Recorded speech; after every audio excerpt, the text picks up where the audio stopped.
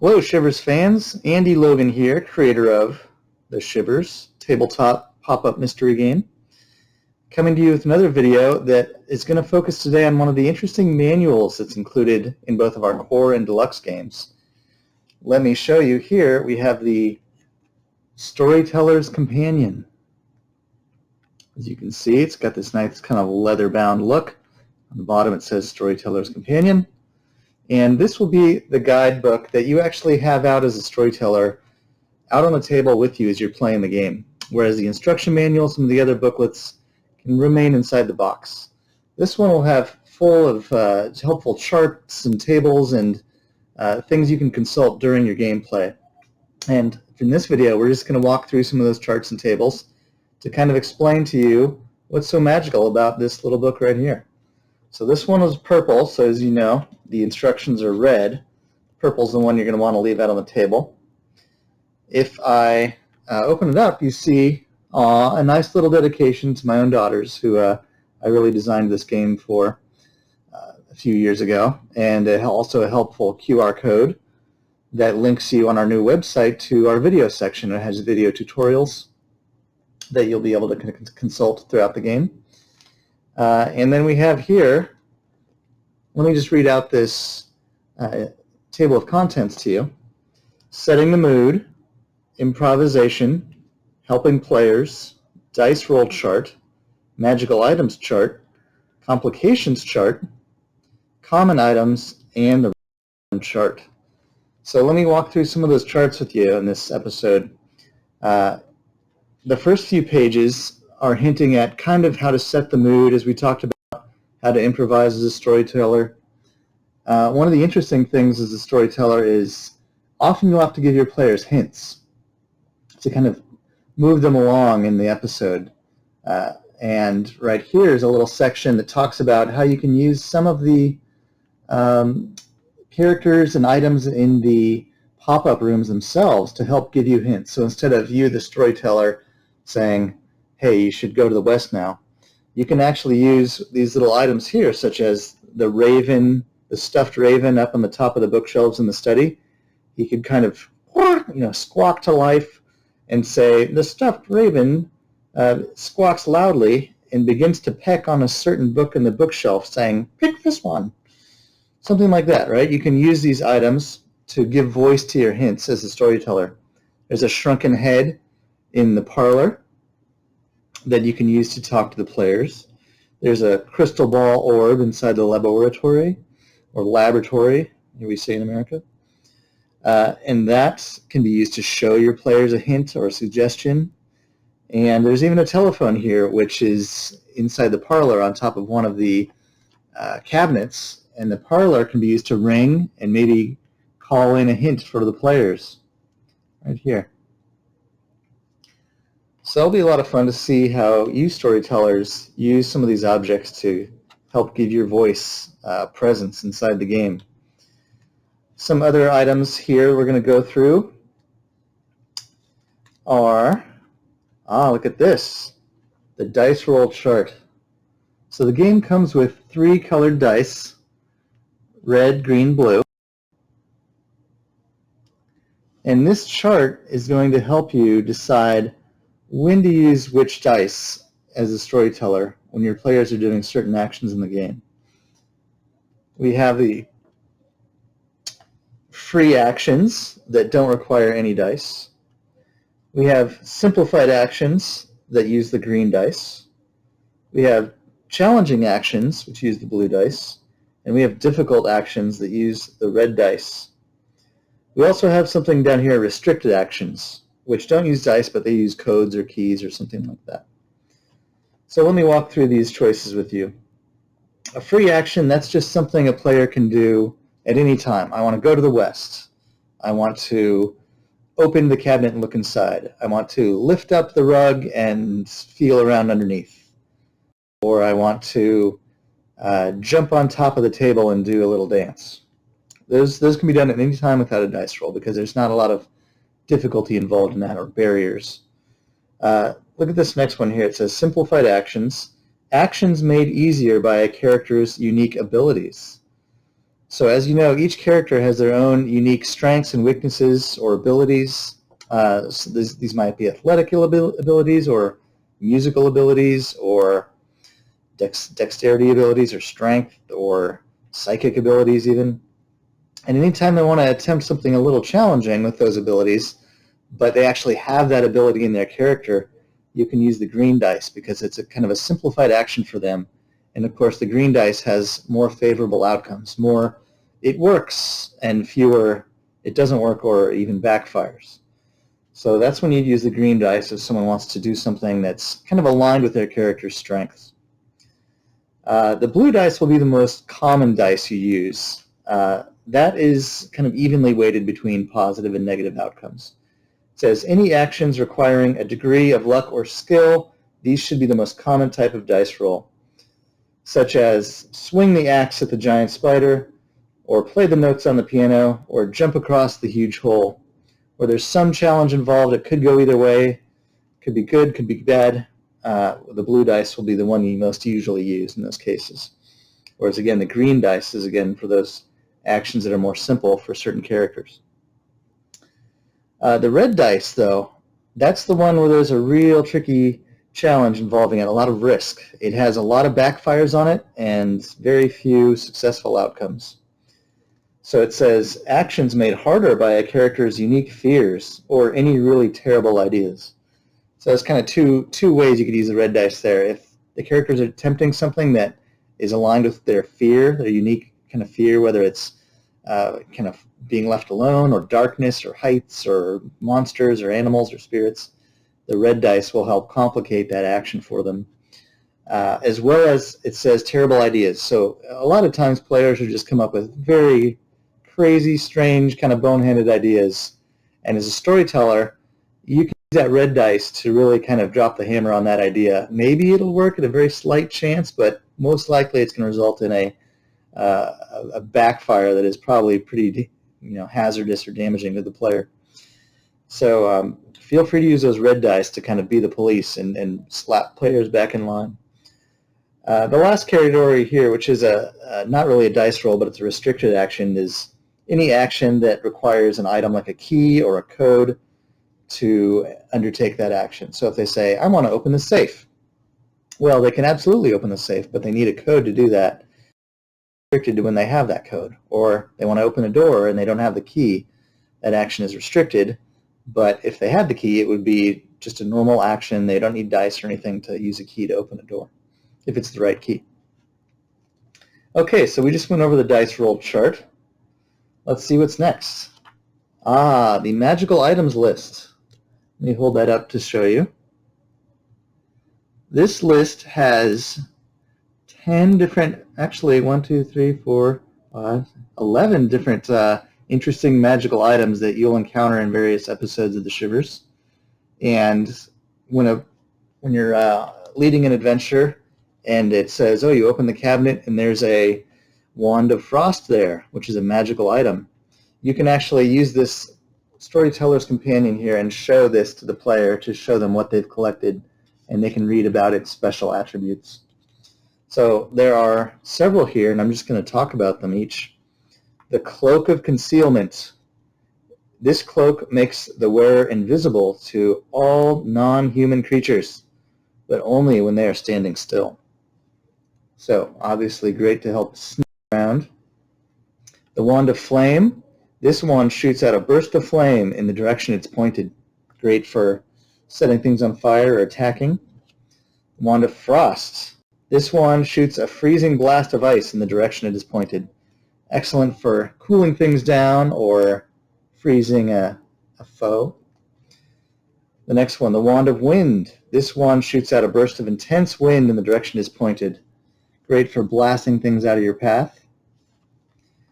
The infamous Amulet of Whispers. This amulet enables the wearer to communicate with animals, insects, fish, and any other nonverbal creature.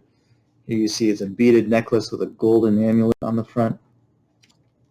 And we have its sister over here, the Amulet of Whiskers, not to be confused with Whispers, which enables the wearer to control the will and body of any non-human creature or animal.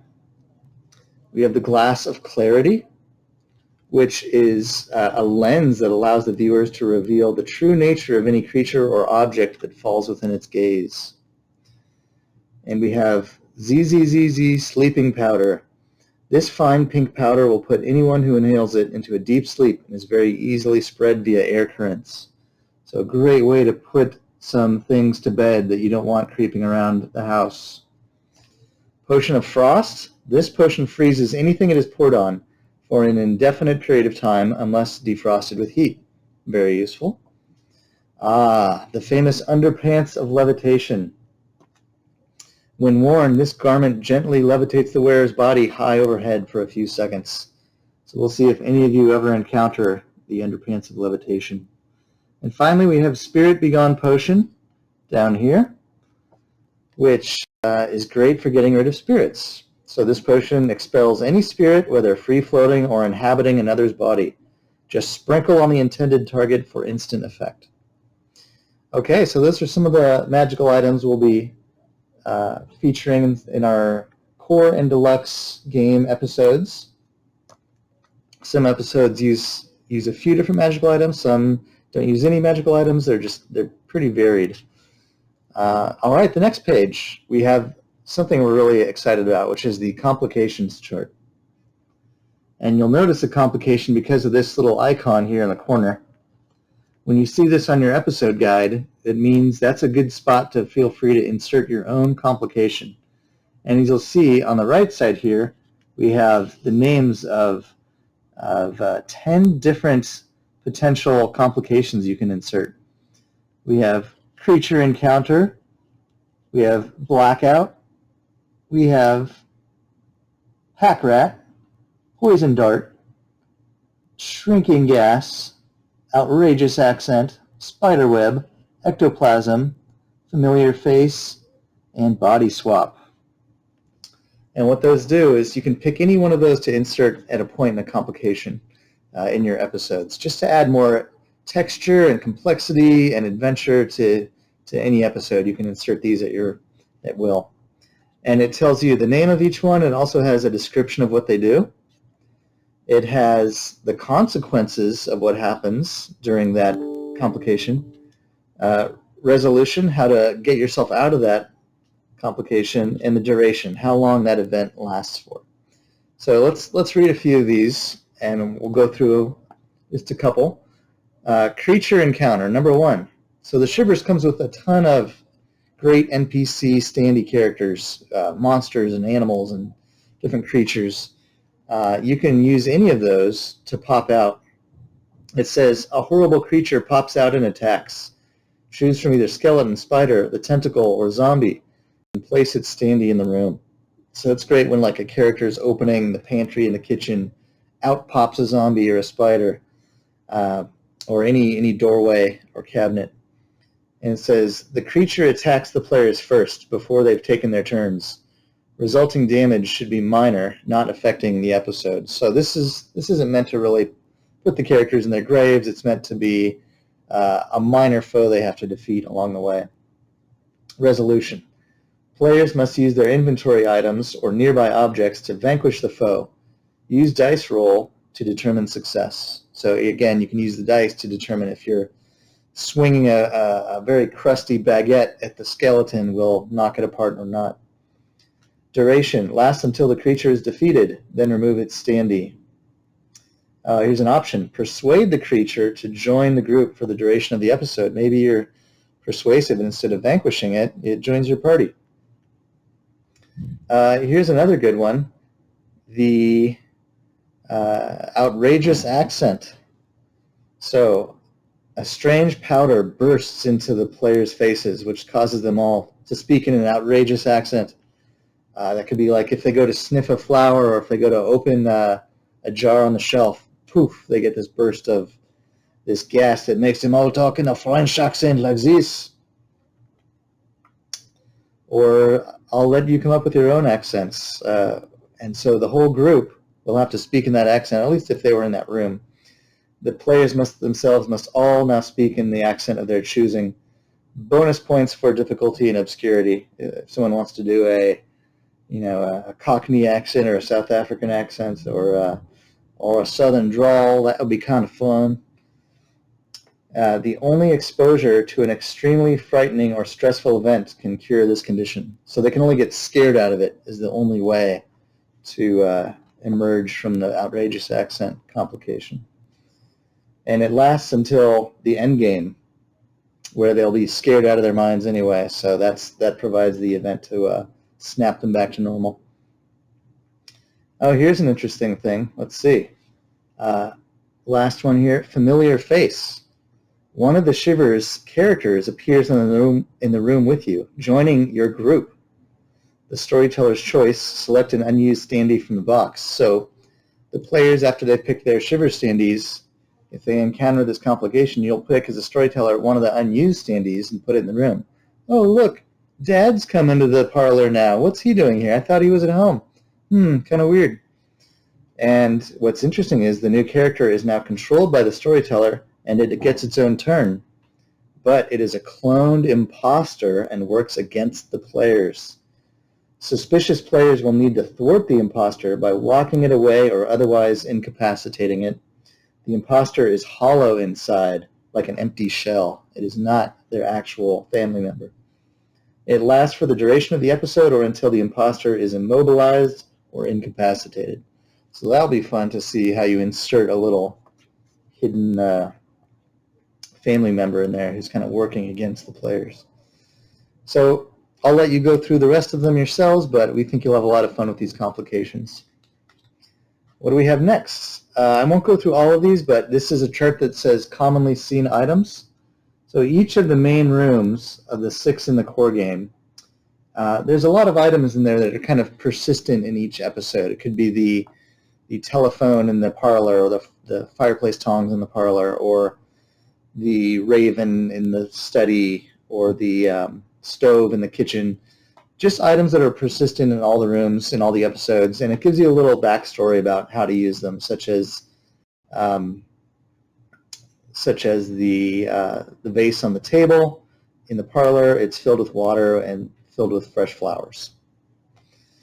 Or the clock in the study is faintly ticking away, unless specified in the episode. So just as you use the storyteller to give you a little more context around each of those items in the room that are commonly encountered. Let's see here. We have next the random item chart. This will be our last chart we're going to go over. And there's a few times you'd use this chart. So this would be anytime the player is searching through drawers or cushions or knickknacks and you want to actually give them an item that isn't super useful in their adventure.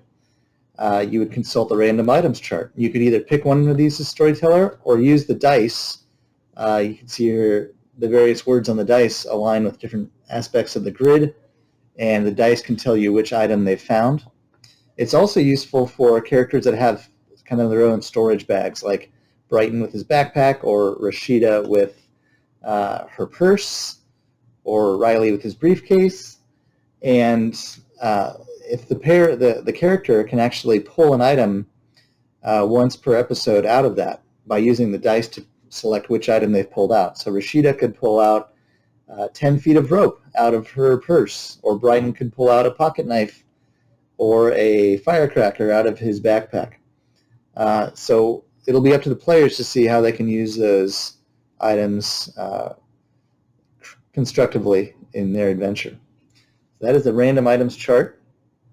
And on this last page, we have a strange chicken. And I'll let you figure out why we have that chicken. But that's it. Those are all the main charts in the Storyteller's Companion. And we're excited to have you tear into it when you get your copy of the Shivers and use some of these charts creatively in your own adventures. Thank you very much.